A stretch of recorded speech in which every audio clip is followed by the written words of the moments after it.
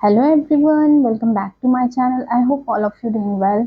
मेरा नाम है सरिता और मैंने आईवीएफ ट्रीटमेंट करवाया है और मेरा आईवीएफ पहली बार में ही सक्सेस भी हुआ है। इसलिए मैं अपने आईवीएफ ट्रीटमेंट से रिलेटेड और जो भी मैंने एक्सपीरियंस किया है उस बेस पे मैं वीडियो शेयर करती हूँ। तो आज भी एक टॉपिक पर मैं डिस्कशन करूँगी, तो वीडियो में बने रहिए। अगर मेरा वीडियो आपको अच्छा लगता है तो वीडियो को लाइक करें और चैनल को सब्सक्राइब करें। तो चलिए स्टार्ट करते हैं वीडियो। तो आज की वीडियो में मैं डिस्कस करूंगी कि जब हमारा आईवीएफ ट्रीटमेंट शुरू रहता है उस दौरान हमें क्या क्या प्रिकॉशंस लेने चाहिए, किन किन चीज़ों का ध्यान रखना चाहिए जिससे हमारा आईवीएफ पहली बार में ही सक्सेस हो जाए, हमें हमारा आईवीएफ फेल ना हो किसी कारण की वजह से। तो जो भी हम अपनी तरफ से जो कोशिश कर सकते हैं वो हमें पूरी करनी चाहिए। तो वही सब मैं डिस्कस करूंगी कि हमारे आईवीएफ ट्रीटमेंट के दौरान हमें कौन कौन से बातों की सावधानियां बरतनी होगी जिससे हमारा आईवीएफ पहली बार में ही सक्सेस हो जाएगा। पहली बात तो हमारे इंजेक्शन्स और मेडिसिन की बात आती है। तो जो भी हमारे जो इंजेक्शन्स लगते हैं वो हमें टाइम टू टाइम लेना बहुत ज़रूरी है। कोई कोई क्लिनिक में अगर हमारा क्लिनिक और हमारे घर का डिस्टेंस बहुत दूर है या दूसरी सिटी में है तो वो लोग हमें इंजेक्शन्स प्रोवाइड कर देते हैं। उसे एक निश्चित टेम्परेचर में रखना होता है, मतलब फ्रीज करके रखना होता है। तो वो सारे गाइडेंस आपको क्लिनिक के थ्रू मिल जाएंगे। तो उसका बहुत अच्छी तरह से आपको ध्यान रखना होगा, क्योंकि अगर उतने टेम्परेचर में वो इंजेक्शन नहीं रहेंगे तो उनकी क्वालिटी में कमी आ सकती है। इसलिए अगर आप घर पर ले जाके इंजेक्शन लगवा रहे हैं तो उसके टेम्परेचर का बहुत ध्यान रखें कि हमें कैसे फ्रीज करके रखना है और कितने टेम्परेचर पे रखना है, उस चीज़ का आप बहुत अच्छी तरह से ध्यान रखें। क्योंकि यही जो हमारे इंजेक्शन लगते हैं उसी से हमारे एग बनते हैं। क्योंकि जब नेचुरल तरीके से 1 महीने में हमारा एक ही एग मैच्योर होता है, लेकिन आईवीएफ ट्रीटमेंट में मेडिसिन की वजह से हमारे बहुत सारे फॉलिकल्स ग्रो किए जाते हैं। तो ये इन्हीं इंजेक्शन और मेडिसिन के थ्रू ही होते हैं। तो हमें अपने इंजेक्शन अगर हम अपने घर में ले जाके लगा रहे हैं या किसी से लगवा रहे हैं तो हमें उसका मतलब बहुत ठंडे टेम्परेचर में रखना होता है जिससे उसकी क्वालिटी खराब नहीं होती है।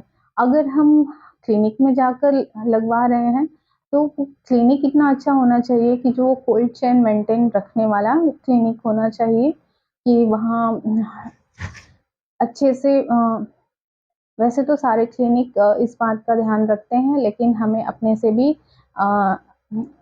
श्योर करना होगा कि उस क्लिनिक में इंजेक्शन्स को कूल टेम्परेचर में रखते हैं या नहीं।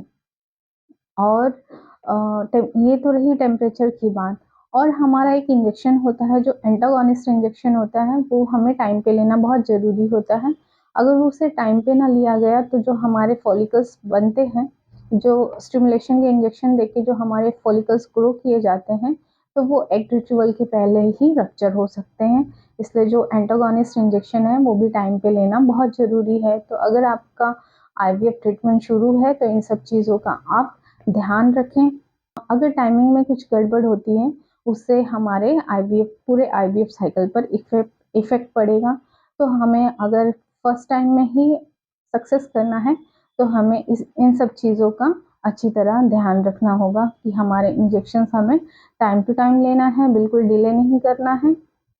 डिले करने से भी प्रॉब्लम हो सकती है, हमारे फॉलिकल टाइम पे रप्चर हो सकते हैं जिससे हमारा कोई भी एग भी नहीं मिल सकता।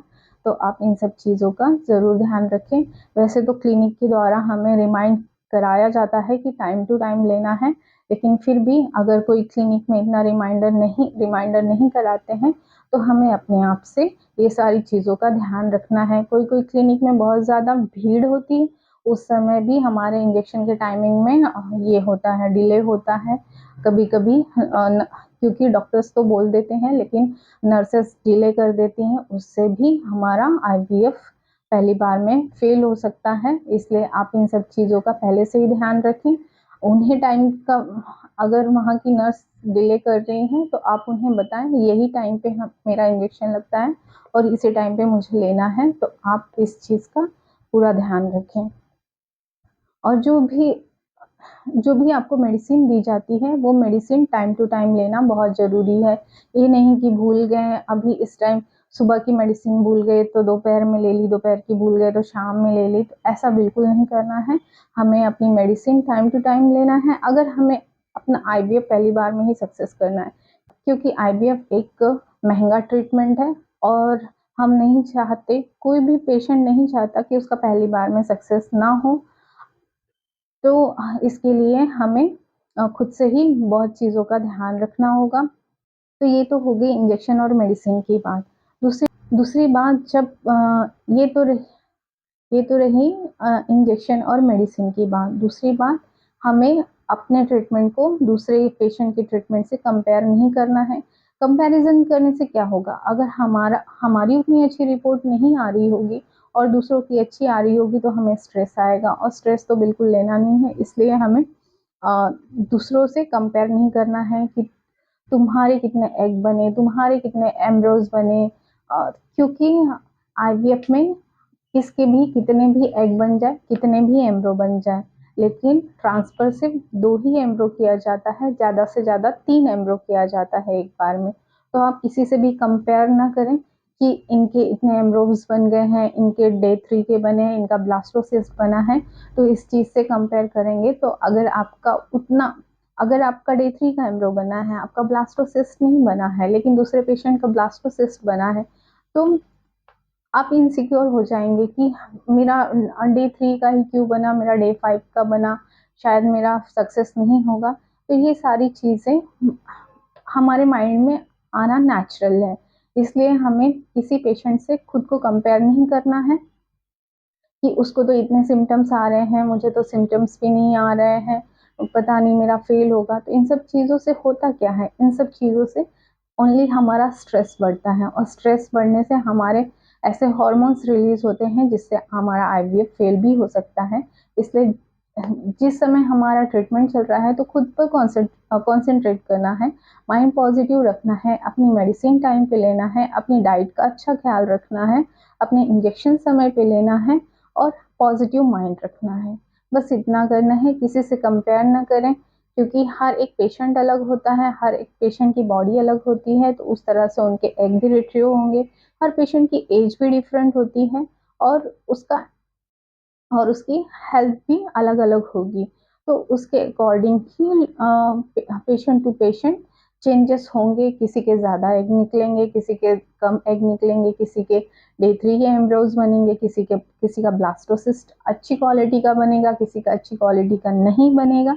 तो इन सब चीज़ों से हमें स्ट्रेस ही आता है, इसलिए कंपैरिजन ना करें, अपने खुद पर ही कॉन्सेंट्रेट करें, जो भी होगा हमारा अच्छा ही होगा, हमारा पहली बार में सक्सेस हो जाएगा। हमें अपनी तरफ से सारी कोशिश करना है कि सक्सेस होना नहीं होना ये तो डॉक्टर को भी नहीं पता कि किस पेशेंट का सक्सेस हो जाएगा और किसका नहीं होगा।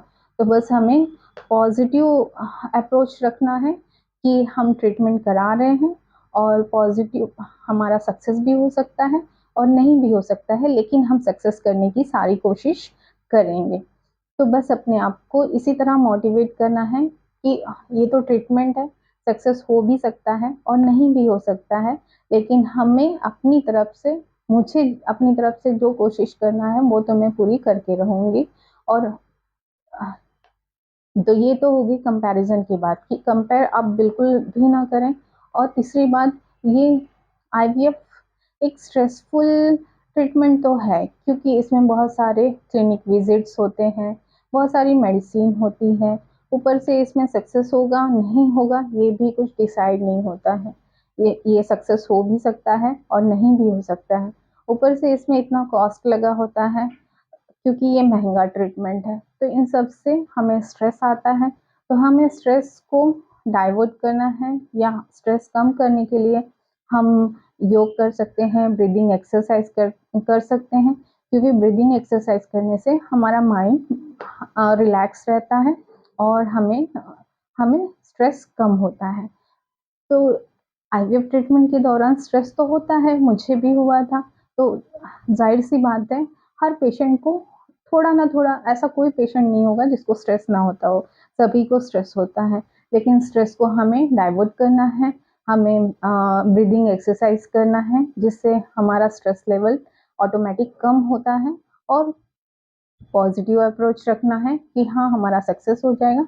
सक्सेस नहीं भी हुआ, तो फिर हम और एक बार ट्राई करेंगे, हम दूसरी बार ट्राई करेंगे, कभी ना कभी तो हमें सक्सेस ज़रूर मिलेगी। तो ये हमारा पॉज़िटिव अप्रोच होना बहुत ज़रूरी है और हमें स्ट्रेस फ्री रहना है। स्ट्रेस फ्री रहने से हमारा आईवीएफ पॉज़िटिव आ ही जाता है। अगर हमारी सारी चीज़ें ठीक हैं और हमने स्ट्रेस को प्रॉपर मैनेजमेंट किया, तो हमारा आईवीएफ पहली बार में ही सक्सेस हो सकता है। तो हमें अपने आप को स्ट्रेस फ्री रखना है, स्ट्रेस फ्री रखने से भी हमारा आईवीएफ पहली बार में ही सक्सेस हो सकता है। अनदर थिंग कि अगर आपको आईवीएफ ट्रीटमेंट के दौरान किसी से कुछ हेल्प लेना है, जैसे कि जैसे कि आप बहुत टेंशन ले रहे हो, आपको किसी से काउंसलिंग करना है, तो आप बिल्कुल बेझिझक उनको बोलें कि मुझे टेंशन आ रहा है, मैं क्या करूँ? अगर आप अपने डॉक्टर से बात करना चाहते हैं, तो आप अपने डॉक्टर से बात कर सकते हैं, लेकिन हमारे डॉक्टर्स के पास उतना टाइम नहीं होता है, वो उतना टाइम नहीं देते हैं। फिर भी आप उनसे रिक्वेस्ट कर सकते हो कि मुझे स्ट्रेस आ रहा है, ऐसा क्या करना चाहिए जिससे मेरा स्ट्रेस कम हो? तो क्लिनिक में आपकी काउंसलिंग की जाएगी और आपको रिलीफ मिल जाएगा। अ, तो अगर आपको बहुत ज़्यादा टेंशन आता है, तो आप किसी की हेल्प ले सकते हैं, आप काउंसलिंग करवा सकते हैं, आप अपने रिलेटिव्स की हेल्प ले सकते हैं, आप अपने फ्रेंड सर्कल की हेल्प ले सकते हैं। तो आपको तो आपके डॉक्टर्स या आपके रिलेटिव्स या आपके फ्रेंड्स आपको पॉज़िटिव माइंडसेट ज़रूर प्रोवाइड कराएँगे। तो अगर आपको ज़्यादा स्ट्रेस होता है, तो अपने अंदर-अंदर ना घुटें, आप किसी से शेयर करें कि मुझे ज़्यादा स्ट्रेस हो रहा है इन सब चीज़ों को सोचकर, तो उनसे बात करें। ये सब सोचना भी नहीं है पहली बात तो कि हमारा या तो पॉज़िटिव होगा या तो नेगेटिव होगा, लेकिन हम अपनी तरफ से कोशिश कर रहे हैं कि पॉज़िटिव ही हो। तो बस ये कोशिश करना है और कुछ नहीं करना है। सक्सेस होना होगा तो डे 3 का एम्ब्रो भी सक्सेस हो जाएगा, नहीं तो ब्लास्टोसिस्ट भी सक्सेस नहीं होता है, तो ये लक की भी बात होती है। तो आप अगर किसी से हेल्प लेना चाहते हैं जब आपको टेंशन हो या आपको अदर हेल्प चाहिए, तो आप बिल्कुल हेजिटेट ना हो क्योंकि ये ट्रीटमेंट है। ये ट्रीटमेंट में टेंशन आता है और बहुत ज़्यादा क्लिनिक विज़िट होते हैं और बहुत तरह के क्वेश्चन हमारे माइंड में चलते हैं, तो अगर आपको किसी से हेल्प लेनी है उस समय, तो बिल्कुल हेजिटेट ना हो। आप खुलकर बात करें अपने डॉक्टर से। आपको जब भी स्ट्रेस आता है ट्रीटमेंट से रिलेटेड या कुछ, तो आप अपनी क्लिनिक में अपने डॉक्टर से बात करें।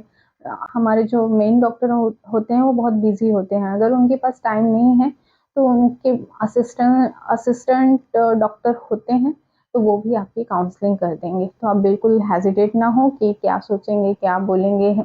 लेकिन ये हमारे डॉक्टर्स की भी ड्यूटी बनती है, अगर हम ट्रीटमेंट करवा रहे हैं, तो वो हमारे मेंटल हेल्थ का भी ख़्याल रखेंगे ट्रीटमेंट के दौरान। तो आप बिल्कुल हेजिटेट ना करें, आप बिल्कुल उनसे अपनी प्रॉब्लम शेयर कर सकते हैं, अपना स्ट्रेस लेवल शेयर कर सकते हैं कि मुझे ऐसा स्ट्रेस क्यों आ रहा है।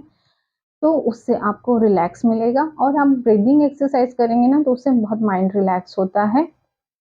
तो आप वो भी ज़रूर ट्राई करें, उससे आप थोड़े स्ट्रेस फ्री रहेंगे और स्ट्रेस फ्री रहने से हमारा आईवीएफ पहली बार में सक्सेस हो सकता है। और अनदर थिंग ये भी हो सकता है कि पहली बार में कभी-कभी कोई-कोई पेशेंट में सक्सेस नहीं होता है, तो अ, वो हिम्मत हार जाते हैं। तो आप हिम्मत ना हारें क्योंकि जब हमने डिसाइड कर लिया है कि हमें आईवीएफ से बेबी हो जाएगा, तो डेफ़िनेटली एक दिन हो जाएगा। तो अगर आपका फर्स्ट साइकिल फेल होता है, तो बहुत डिसअपॉइंट ना हो, आप फिर से हिम्मत करें, खुद को मोटिवेट करें कि पहली बार में जो गलती हो गई शायद सेकंड टाइम में ना हो, सेकंड टाइम हमारा सक्सेस हो जाएगा। तो अपने आप को पॉज़िटिव रखना है और अपने आप को खुद फिर से मोटिवेट करना है और सेकंड दूसरी बार ट्राई करना है, क्योंकि एक बार आप डिसाइड कर लेते हैं कि हमें आईवीएफ से बेबी होगा तो डेफिनेटली ये होता ही है। बहुत सारे ऐसे पेशेंट हैं जिनका पहली बार में सक्सेस नहीं हुआ था, उनका दूसरी बार में सक्सेस हुआ है। अगर कोई पेशेंट में बहुत कॉम्प्लिकेशन है तो दूसरी बार में भी सक्सेस नहीं हुआ तो तीसरी बार में डेफिनेटली सक्सेस होता है।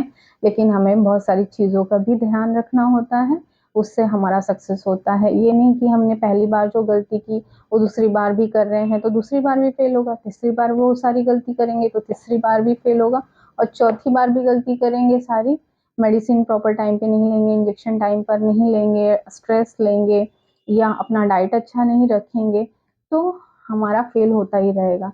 इसलिए हमने फर्स्ट साइकिल में अगर कुछ मिस्टेक की हो, हमसे कोई चूक हो गई हो, या डॉक्टर्स के ट्रीटमेंट में हमारी कोई अगर हमारा हिस्ट्रोस्कोपी ना हुआ हो, लेप्रोस्कोपी की ज़रूरत हो और ना हुई हो, तो वो सब दूसरे अटेम्प्ट में डॉक्टर सारा कुछ देखते हैं और वो चाहते हैं कि जब इनका फर्स्ट फेल हो गया उसका रीज़न ढूंढते हैं और सेकेंड अटेम्प्ट में वो बिल्कुल भी कोई गलती नहीं करते हैं। तो जिसका भी पहली बार में फेल हो जाता है तो वो दूसरा अटेम्प्ट ज़रूर ट्राई करें, उनका डेफिनेटली सक्सेस होगा। तो आज की वीडियो में बस यही था कि आईवीएफ ट्रीटमेंट के दौरान हम अपने तरफ से क्या क्या सावधानियां बरतें जिससे हमारा आईवीएफ पहली बार में ही सक्सेस हो जाए। तो आई होप आपको वीडियो में दी गई इंफॉर्मेशन आपके लिए यूज़फुल हो, या वीडियो में दी गई कोई भी इंफॉर्मेशन आपको अच्छी लगी हो तो वीडियो को लाइक करें और चैनल को सब्सक्राइब करें। मिलते हैं एक और नए टॉपिक के साथ एक और नए वीडियो में, तब तक के लिए bye bye, take care, thanks for watching.